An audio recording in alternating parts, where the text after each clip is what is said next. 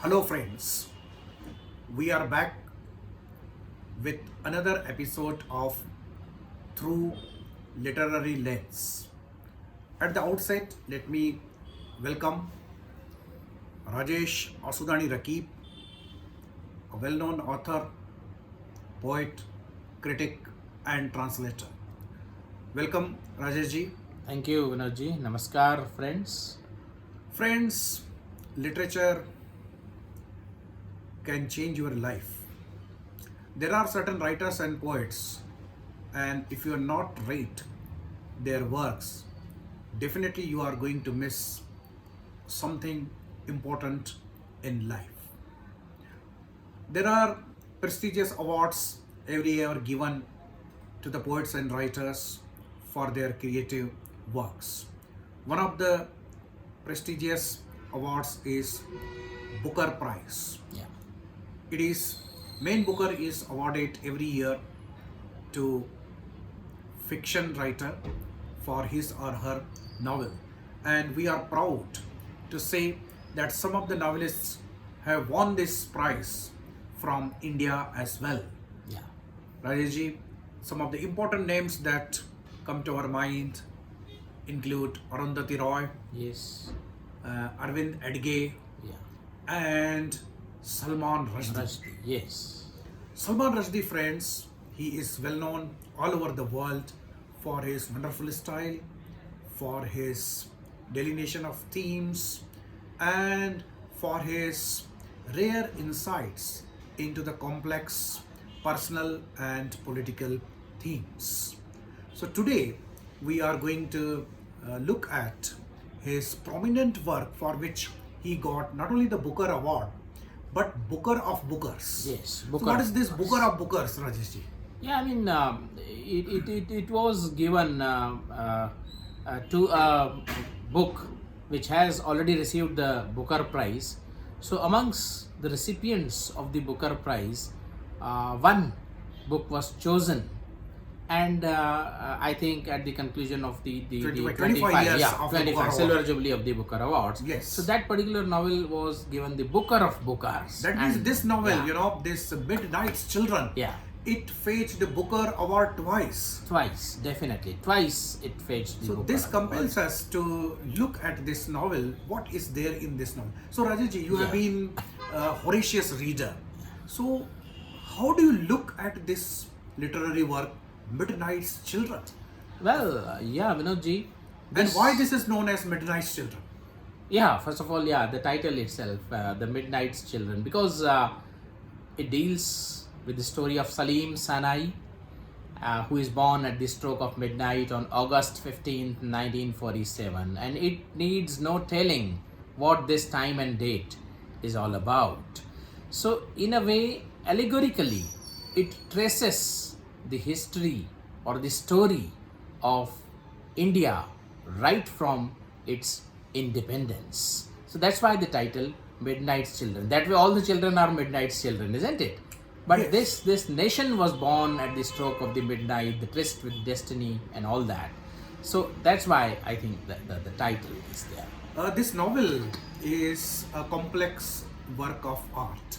Yeah. And one of the statements that describes this novel is that this novel, presents intermingling of personal and political life. Oh yes. So how would you comment on this statement? Yeah. Before coming to this particular theme in this novel, let me admit, yes, that like all the great works of art, this is also a very, so to say, complex narrative. But I would say it is a simplex narrative. What do I mean by this term simplex?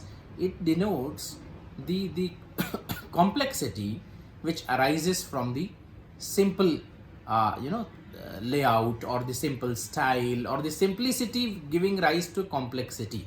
As all of us know, I mean, anybody who has played the game of life with its basic rules, how many patterns emerge right from the very simplest of the rules. It is true of the biological life as well as of the non-living systems even. So this, I would classify this novel into this category of simplexity. would you like to suggest Yeah.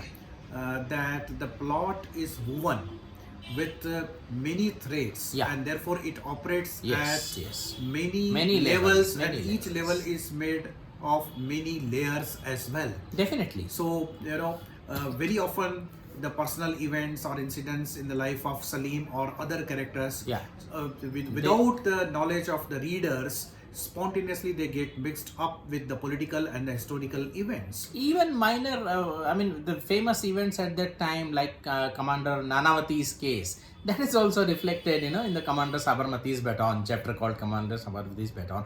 But I would like to say that yes, as you rightly said, it operates on the multiple levels. In the very same sentence, you can get the biography of Salim. It's a semi-autobiographical novel also. Right from that, you, in the very same paragraph or a very same sentence, you jump to the events happening in India at that time and the philosophical repercussions of those events, and even the systemic and cosmic, aspects of the whole story. When somebody reads this novel, Yeah. it reads like a prose epic. Yeah. Because it's a long narrative. Long narrative full of many characters. At first glance, people tend to get lost in the labyrinth of the characters. But I would say it's just like life. In life also, we meet many people. They are interrelated. Sometimes they are not Many incidents interrelated. take place, many events take place. We have got, Yeah. we get many experiences, good and bad, Yeah. and nothing is experienced in isolation. Nothing, Something that nothing. you believe is essentially personal. Yes. Basically, that is a consequence of complex social, political, and historical forces. I would like to quote Rushdie himself, right from his own novel, to elucidate this theme of interrelatedness of the personal and political and even cosmic, I would say. So, he specifically says in his own unimitable style, which is called magical realism or semi-humorous style, right? So, he says, I am related to the history. Like it was bound to happen, as I was born on 15th of August 1947. So all the children born in that hour are possessed of magical faculties, including himself. He can know the minds of others. He can even hold the conference with all other children like a conduit. So he wrote it in way before internet, way before the mobiles, right? So maybe some imagination, some fiction also is praiseworthy. So then what I was referring to is that he tells about the 4 modes of connectedness to the history. He says, I'm connected to the history in 4 ways. How 4 ways? Number 1 is active literal. Second is passive literal. Third is active metaphorical. And fourth is passive metaphorical. Rajesh, it is interesting to Yeah. talk about all these 4 modes, Yeah. but for uninitiated readers, Yeah. right, it is very difficult to understand Yeah. the connotation of all these 4 modes. Definitely. So, yeah, simply stated, he also elucidates in the novel itself. In this respect, I compare him with Milan Kundera. He does not leave the things ambiguous. He simply describes, illustrates what he means by it. He says active literal means what I am doing personally as a child, as a growing up adolescence, even the adult. Whatever I am doing concretely, actions, my own actions, it means active and literal mode. Second is passive literal, what is done to me by others, by my relatives, by my friends, by the system, whatever is done to me, that is passive and literal. Now comes active metaphorical. He says, whatever is happening in my life or whatever I am doing, that is also reflected in the national history. Like Exactly. yeah. So the way he is growing up, the language marches, he rolled down the cycle and mingled with the marchers, and because he struck the person in the march, then whatever happened as a chain reaction of that, he says that is all, this active metaphorical. Whatever is happening in my life is also reflected in the public life in the same way. Then Rajesh, this novel is... And then there is a passive metaphorical Yes, passive also. or metaphorical. Whatever is happening in the country or in the world, that is in kind reflected in my own life. That is also passive metaphorical. Exactly. So Rushdie is trying to build a thesis of interconnectedness. We are interconnected. Yeah. We are connected to so many national, international events, even though sometimes we may feel that we are living just our personal life. Yeah. But in the broader perspective, if we try to understand has many connections, and they are interconnections basically. And we are dealing with these things in abstract, because it's no use telling the whole story of the novel. It's a very big story. Yeah, and one some would- of the yeah, some of you the know, people point out that there is no story in this Yeah, novel, though I mean, though there is a narrative. there is a narrative. Even before the birth of Salim Sinai, he is born after 100 pages, Vinodji. After one So he's quarter tracing of he's tracing the ancestry of Yeah. Salim right from his grandfather, I believe grandfather. Dr. Aziz. And the way he who fell comes in from, love with Naseem through the hole in the sheet. It is metaphorically, it reflects that we can't love person as a whole. We fall in love with various aspects of the person, and person as a unit we are not able to love really. And then it happens in their own marriage of his grandfather and Naseem. Gradually they fall apart from each other. And he traces, the entire ancestry of Dr. Aziz, Yeah. his sons, his daughters, and which daughter is married to whom. Yeah, I think yeah. There's a long Name narrative. change, and the different life she takes over. Still, she can't forget Nadir Khan, her impotent lover, and then many fantastic characters like Rani of Kuch Nahi around. When Adam Aziz is growing up in around 1942 when the Quit India movement, then his friends are Rani of Kuch Nahi is his friend, and he calls it disease of optimism. He says it catches us unawares and we do many great things, but it is the disease of optimism, because ultimately it comes to nothing. Do you think that this novel has been written Yeah. in the Oriental tradition of narrating stories? Definitely. It's not a linear narrative concentrated on a particular character, even though Salim Sinai is the central character. But it's a plethora of characters, plethora of events, plethora of his own gift, which he says he has, peeping into the minds of the people. It gives us the fantastic narratives of his mother, of his grandmother, of his aunt, of his uncles, and what they want to do, his childhood friends.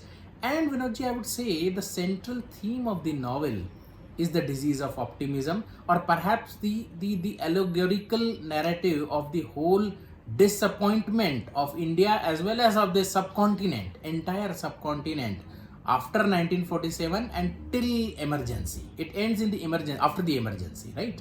Okay, so what I'm trying to discover here as a political allegory, Yeah. that the first few decades Yeah.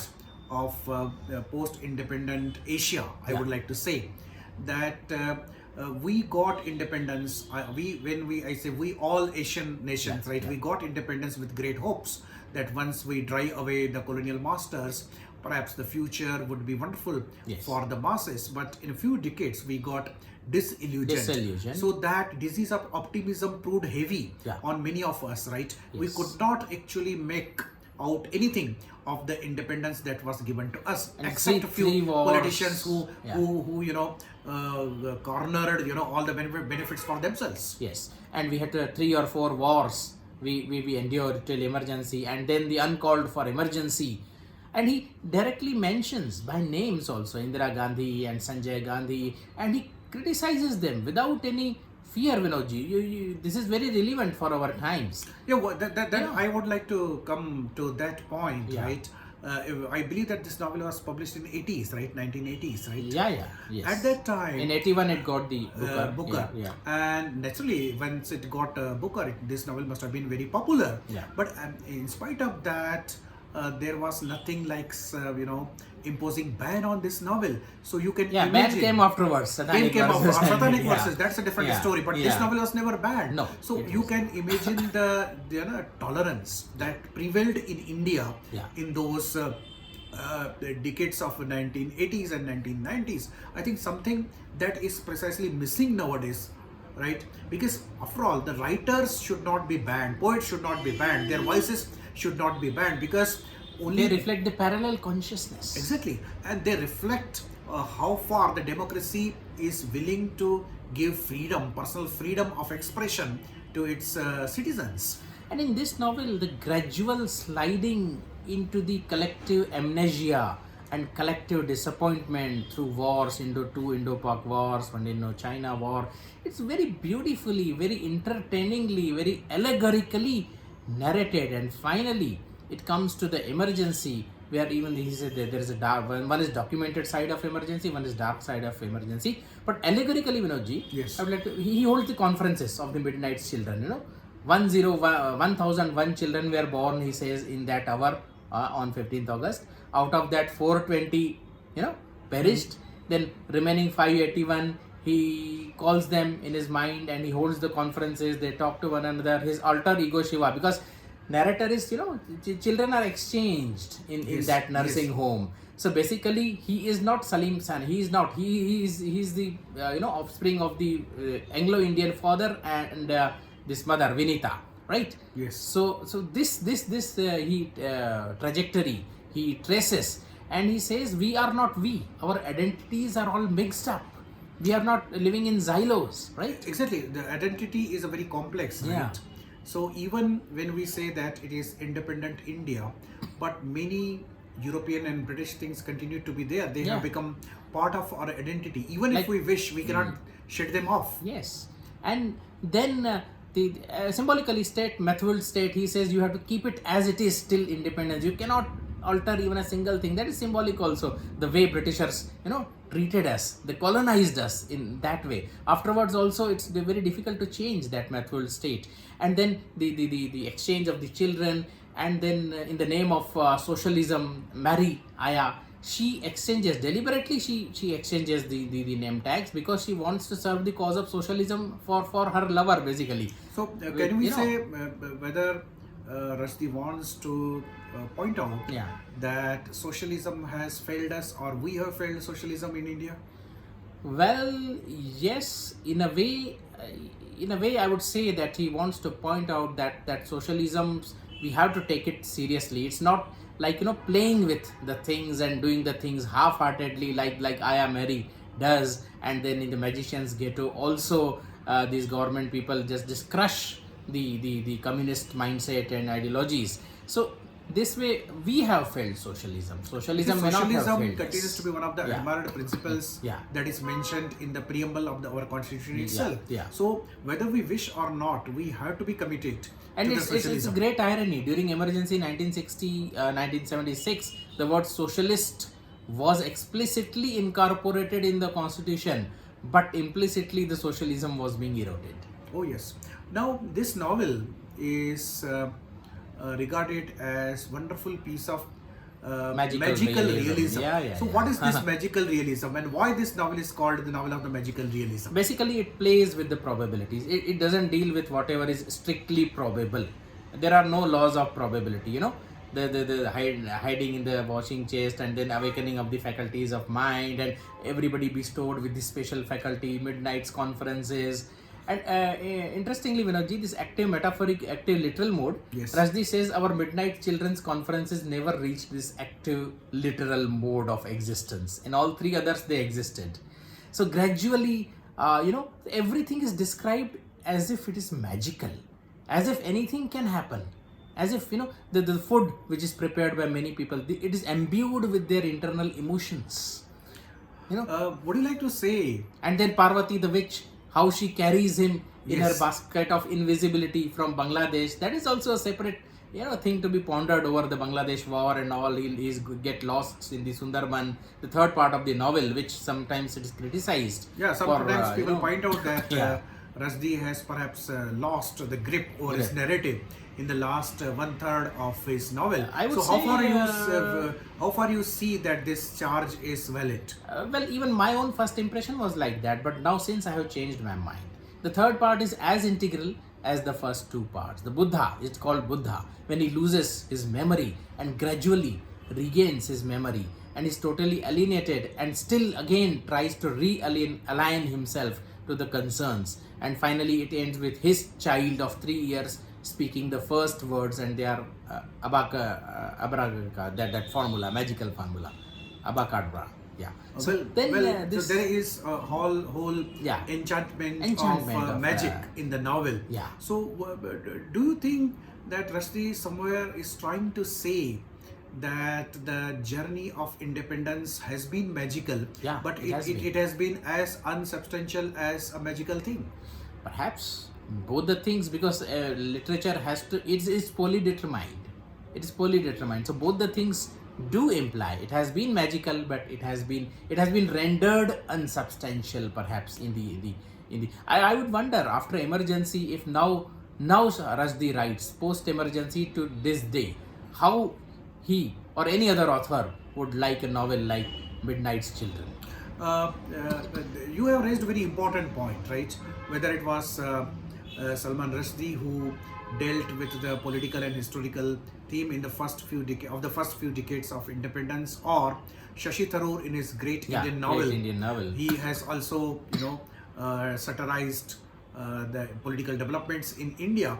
But unfortunately, in the contemporary times, we do not find any Yes. writer Any who writer dares who wore the name to fictionalize yeah. political and historical developments of the modern times. I think that is one of the functions of literature, that to present a social critique and cultural critique of the time. And even, yeah, definitely. And see the breadth and depth of Rushdie. He has even dealt with incest. His sister, Monkey, Brass Monkey. Yeah, Brass Monkey. Oh, really? That's very interesting character. Indeed, how he has depicted her. Really, one falls in love with her right from the childhood. The way she burns the shoes and sleepers, and the way she behaves. And when they go to Pakistan, she grows up into a fine young man, Jamila Singer, and she is very famous. Whereas he is dumped after the war, he goes to this army, and then before that, he indeed. When he comes to know that he is not really Salim and he is not really her brother, he proposes her. He falls in love with her. Really, he visits, Tai, the old whore in Karachi's lanes. All these things are described, and those are very suggestive scenes, very in-depth scenes about male sexuality, which nobody really dares depict. One would do well to read them for oneself. After he comes back from the prostitute, he realizes that he really loves his sister, that is Jamila Singer, and he proposes to her. Of course, she rejects. This also may symbolize, Vinodji, the brotherly relations of India and Pakistan, incestuous relations of India and Pakistan, and how they come to hate each other. Exactly. That's really interesting, because partition was artificial, right? Yeah. It was the partition that could be executed at the political level, but really, whether the people of India and Pakistan really they have been separated from one another, or really are they the two And different now, identities? when they express their love, or one of them expresses their love for the other is repelled, as if it is incest. Yes, as if it is incest, because we, in spite of having the common past, we have come to hate each other so Yeah. much so that that sometimes becomes ridiculous. Ridiculous. And when you said about the third part, one thing which struck me as odd is referring to Mrs. Indira Gandhi as the widow, the widow.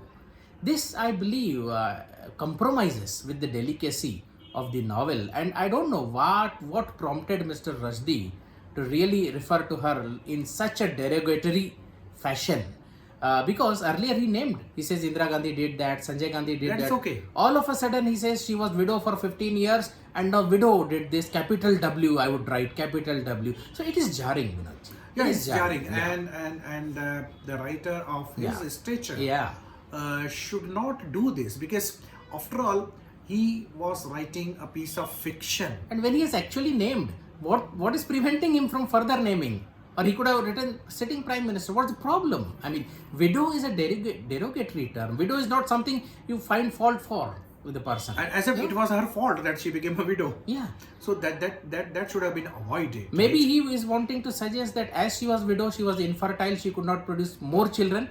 Therefore, she wanted to take away the fertility of everybody by this population control measures. But this is not the civilized way of stating the things. Exactly. So this novel, even after listening to this Yeah. wonderful discussion, I think many of the readers must be wondering that what is the storyline, Yeah. if at all there is any storyline. Yes, yes. The trouble is that if the novel is of a great height, Yeah. then it does not have any linear story. Definitely. Right? It operates at so many things, and so many things are brought together. Just it is an aesthetic experience. You go through it, you will enjoy certain things, you will like other things, you will fall in love with certain other things. And I would like to say, as in science nowadays, instead of linear cause and effect relationship, they have come up with this theory of non-linear dynamic systems theory, Yes. NDST. Same applies here as well. It's non-linear dynamic systems approach. So this is a really wonderful novel that will take you to the domain of new experiences. So we strongly recommend to our readers that go through this novel, Midnight's Children, Yes. by Salman Rushdie. And if you start reading it at night, definitely through midnight you'll continue to read it. Oh, that's wonderful. Thank you very much, Rajesh, Yeah. for shedding light on this important work. And we expect that you would be talking on many other literary works in the coming episodes. Definitely, So, Vinodji. our It's listeners, very good to have wonderful discussions with you, stimulating we discussions with you. expect your comments on this video as well. Thank you very much.